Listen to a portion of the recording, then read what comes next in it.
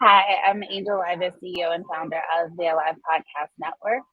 I have been working in the media space for over 20 years, and I'm truly excited to be able to create a space for Black creatives to have a home, a community, and a place where they can monetize their content, own their content, and really have their voices amplified.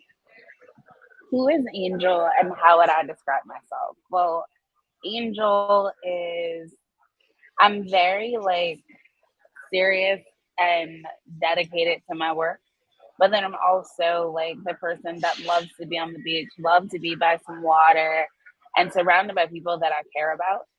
Um, I am I'm hardworking. I'm very loyal, probably to a fault. Um, but I think more importantly, like I'm always me.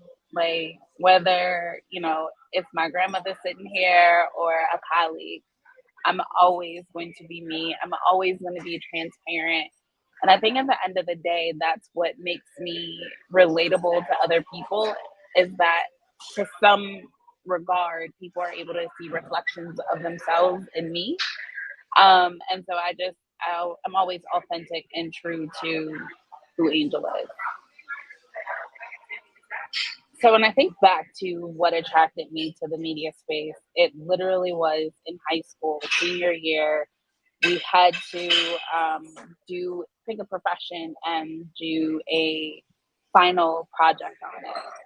And I specifically went to interview one of our local news anchors, Amir Jacobson Sr., back in Detroit, Michigan, and just like her overall vibe and the respect that she commanded, the level of respect that the community gave her, it was something that like was a natural attraction.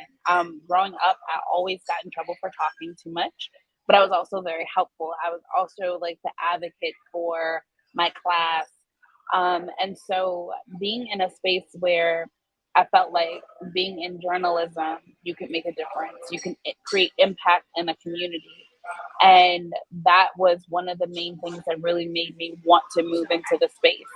Now, journalism is a huge industry and there's all types of things that you can cover. When I first started off, I had to figure it out. My first job was working for Bloomberg Television. I was a segment producer for the show Money in Politics. Now, while I love money and I don't mind the politics, I was not that person that wanted to sit around and just cover things on the hill. And so I had to learn that, right? From that experience, I was able to move into other areas from television into radio. And that's where I really found my niche. I understood my passion for audio creation and audio production and digital storytelling because for me, I realized it was a lot more intimate than just television. I realized that you're really able to write dynamic content and create all of the visuals that goes from a person's imagination. In radio, you don't have the luxury of all of the graphics to support what it is that you're saying. You actually really have to be creative and really connect with your audience through your voice, through smiling and being able to let the audience know that you're really like there and you're listening and you're connecting with them for a very unique experience. So that's kind of like when I fell in love with radio. And from there, it's been a part of my journey to not only create an experience for myself, but for the listeners and other creatives. My decision to move into the podcasting space from radio and television was very organic, it was very natural. Um, when you are able to craft a story, it really doesn't matter what the medium is. For me, television will always be a passion area of mine. Like, I love, to be able to connect with the audience, to have that immediate connection to somebody. Because typically, you're not just on the screen by yourself, you have somebody sitting beside you, you have somebody that you're interviewing or you're conversing with. With radio, I love the fact of the intimacy, as I stated before. I love the with radio, I love that it's an intimate connection between the host and their listeners. I always tend to think of just like one person that I'm connecting with and having a conversation with. And the same is true for podcasting. I feel like podcasting, it just gives the more on demand opportunity for the listeners to have a little bit more control over when they listen. But the process of being able to craft the story, to craft a message, to connect with your audience is really no different than creating content for a radio show. Up until about 3 years ago, I didn't realize that I had really never created content for Black content creators. Over the trajectory of my career, I have worked with some of the best and brightest in the industry, including Larry King, Jane Pauley, and so many others. And so, in learning now these like later years in my career, um, that there's truly a disconnect between how Black content creators are treated versus their white counterparts. Now, this again isn't something that I really realized because I had no idea. I had never really worked with Black content creators. When I started working with Black creatives, I noticed immediately that the monetization was different, the marketing was different, the ownership looked different.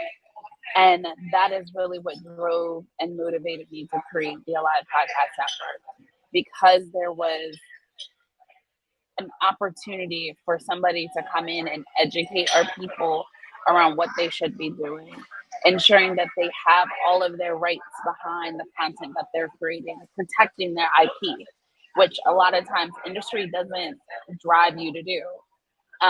Making sure that when you have new show ideas, you're registering it with like the Writers Guild or other platforms that can help protect your IP.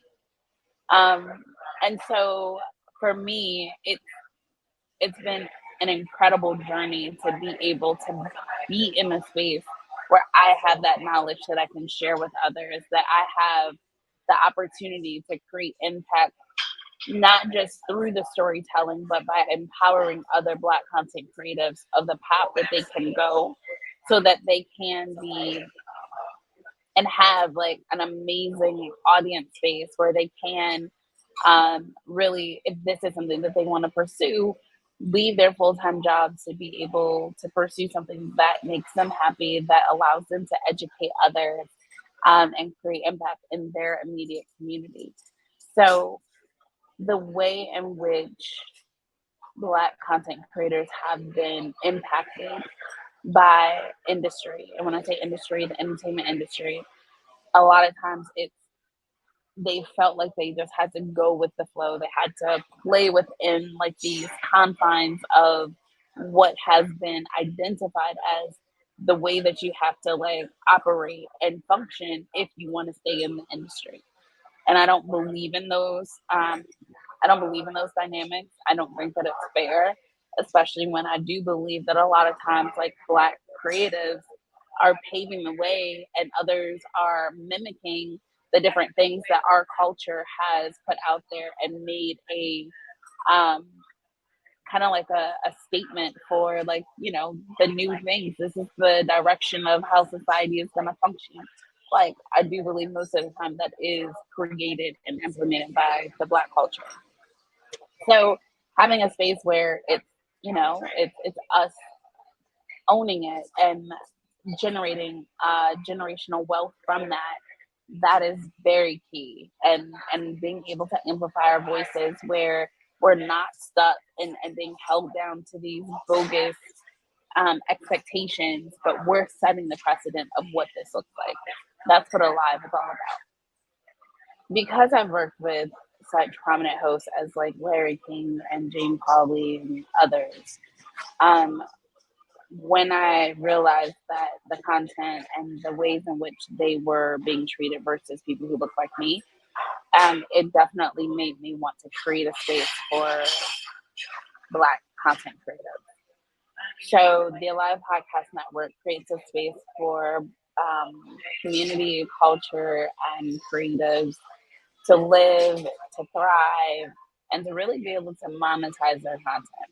So one of the ways that we do things very differently than traditional platforms is we believe in when you have shows that are performing and you have an audience base that is like truly dedicated to what it is that you're creating and talking about, um, we use a model where the listener can select a host of their choosing that they want to support, and we split that rev share with the between the network and the host.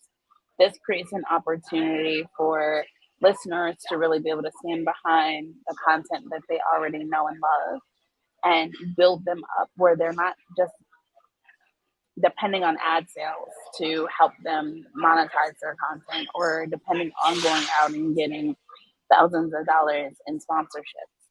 So, because we've created this new system, it's definitely attracted more content creators to the platform because they see the value and what is possible. Because right now, being on a network where you're with other Black content creators, it's also a draw for advertisers because they know that if they're trying to attract a certain audience, like here's a place that I can go and I know I'm going to hit my goals in regards to who I'm targeting. So it's literally a win-win for the creatives. It's a win-win for individuals who are looking for content that reflects who they are, where they are in life, and what they look like. To be able to listen to a podcast host who reflects you, I think that's key to really building that community that we want to foster for the Black community. Because I'm realizing a lot of times networks have been focused on the bottom line, whereas we're focused on the impact that we're able to have. And I believe, like in focusing on the impact, the money is going to come. The hosts are going to be able to monetize in exponential numbers, way more than just um, on other platforms that just look at them as a number, opposed to like a real community for a particular culture. All right. So, and building out a platform that is for the culture and is reflective of the community. We have some amazing shows on the network, such as When Love Aligns, which is a husband and wife duo who talk about like, everything that it takes to have a successful and sustainable marriage and just relationships in general. There's another show called Where's the Funding that is all about where do you find access to capital? Where do you go when you can't go to the bank to get funding? Like, where are some different alternatives to generating that capital? Um, Another like really cool show is the Squirrel Suite with I believe it's four sommeliers, Black women sommeliers, who talk about wine, and they have wine connoisseurs from all over the world join them as guests. We have some new shows that are coming to the platform very soon. One of which is Sex in Color, where it's a sex therapist that'll be tapping in and helping you kind of identify some new things and to own certain aspects of who you are and owning those sexual qualities that sometimes have been taboo. Um, and so yeah, like we have like I believe something for everybody, and we are continually to add new programming to the network. Um, so I think in the our first year, we've done a great job of curating amazing content that speaks to the Black community, and I truly believe it's building a space where people will be able to go from show to show and find something unique and different, which I think each and every one of us have something unique and different about ourselves. So it's pretty cool. So when deciding what shows I'm adding to the network, one of the key ingredients is the show quality.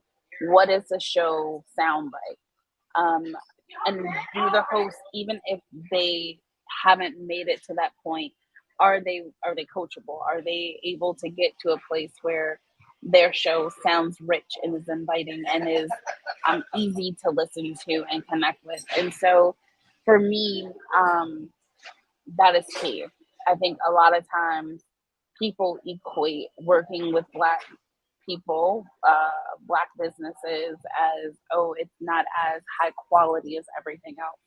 And that's not true for a lot. Our platform, the content is rich, it's engaging, it's entertaining. it's informative, it's innovative, and it's inspirational. So when we have guests and when we have new content creators onboarded, those are some of the things that we look for. Because I've been in this space for so long, like my name means something, and because my name means something, like I take great pride in the content that is on Alive. So every single host that is onboarded, I have a conversation with, because I want to understand, is this something that you're serious about, or is this just something like, ooh, I want a podcast because it's the thing to do right now? That's not what we're looking for. We're looking for consistency. We're looking for creatives who take great pride in what knowledge they have and how they convey it to their listeners. So um, I do believe that like the quality in the programming directly reflects the success of a program. Now, can you have shows that have to work up to a certain standard? Absolutely. But again, it goes back to, is the host willing to put in that effort, to put in the time to grow with the show? So one of the things that I love about Alive is that um, we're not just about creating programming. We also want to be able to educate. So through our network, we also offer an opportunity for hosts to have like consultations, to really learn like the the basics and to scale what their podcast sounds like. This is very important because everybody doesn't always come from a media or journalism background. So taking the time to really invest in some key things is very important. Some of those things are, you know, the quality of your production equipment that you're utilizing. What type of mic are you using? What is your setting that you are in? You know, is there a whole lot of noise in your background? And if there are, you know, what are some of the things that you can do where your audience has an understanding of, hey guys, sorry, right now the kids are at home, you know, so you might have hear some kicking and screaming going on in the background, but I'm here with you. I'm so connected. So don't be alarmed by the noise. Being able to do little things like that, it automatically sets the listener's ear up for unexpected outbursts or things like that. They're like, oh, that's what that is, right? So just being honest and transparent with your audience is very key.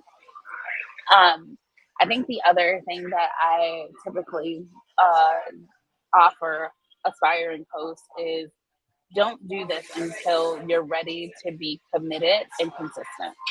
You have to be committed to your audience, that you know exactly what the content is that you want to be able to provide to them. Like, don't come to me one day talking about sex, and then the next day we're talking about um, money matters. You know, like if it's a sex show, I don't want to hear about money. Like, I want to talk about sex. Like, so like, and that's one of the things that you'll find with Sex and Color. Again, one of our new shows that is going to be coming out this spring. So it's all around like just making sure that, you know, you're consistent, you're showing up. If your show is supposed to come out Thursdays at 1 o'clock, make sure your show is live and uploaded to your distribution house on time. So yeah, those are some of the key things that I would share in regards to like being interested in an aspiring podcaster. When it comes to making history, I think the thing that I love most about being the founder and CEO and visionary behind Alive is that that was not our main goal. Our goal was not to make history. This past weekend, I spoke at a conference and realized, like, legit, like what we're doing has really never been done before. For this whole year, we've said, like, okay, we're the first Black women on podcast network. It's not even that, because there are other Black women podcast platforms that exist. We're literally building a hosting podcast network where everything is all in one, where we are actually having contracts with our creatives. We are being the hub for their content. That I can honestly say we are the only ones doing that. And so when we're able to look at like what it is that we're building, why we're building it, and the why is really the analytics matter. When you're on other hosting platforms, they get credit for being able to capture that data, to analyze that data. With what we're doing, you will have all of that data right at your disposal. So the blockchain technology that we're integrating into our platform, into our app, is very key because that speaks to the transparency behind what those numbers are. In addition to that, it's for the people. Like, we're creating a space where people will really be able to have ownership of their content. They'll have ownership of their products, their services, and their experiences that essentially will be integrated into the app this year. So the legacy of what's being built is to show people that when we band together, we're so much stronger united than individually going out and trying to do all of these little things here and there. The legacy of what I'll be able to leave, like, to my kids and to other creatives, and the idea of what's possible, to me, like, that is what I want to leave with people, like the inspiration, the empowerment that this Black girl from Detroit, Michigan was able to create this space for our people. So if I can do this, imagine what you can do with your visions and your goals. So that's what we're doing.